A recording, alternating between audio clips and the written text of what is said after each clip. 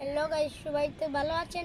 আমরা জানি আজকে এসেছি কক্সবাজার। আজকে মহেশখালী কক্সবাজার মহেশখালীতে এসেছিলাম। আর এখানে লবণ চাষ করা হয়, কীভাবে লবণ উৎপন্ন করা হয় তার জন্য আমরা দেখতে এসেছি। ওইগুলো পানিগুলো দেখছি, ওইখানে ওইগুলো তো আমরা সমুদ্র থেকে আনা হয়, তারপরে এখানে ছাড়িয়ে দেওয়া হয়, তারপর কতদিন পরে শুকিয়ে তারপরে এগুলো লবণ হয়ে যায়।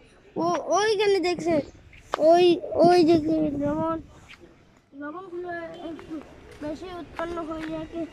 তারপর কৃষকেরা তাকে ফ্যাক্টরিতে দিয়ে এসেছে। তারপর আমরা জানি যখন সমুদ্র থেকে জোয়ার আসে তখন ওই কৃষকেরা ওই পানিগুলা বন্দি করে রাখে।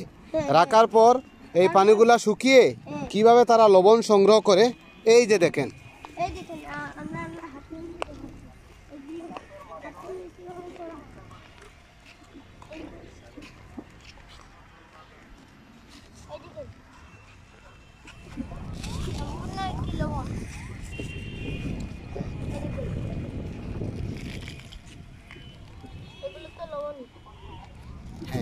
আর এই লবণগুলাই ফ্যাক্টরিতে গিয়ে রিফাইন করে আমাদের বাজারজাত করা হয়। যে লবণগুলো আমরা তরকারি বিভিন্ন ইয়েতে আমরা যেগুলো ব্যবহার করি সেই লবণগুলাই তারপরে মাংসতে ব্যবহার করা হয়। ধন্যবাদ।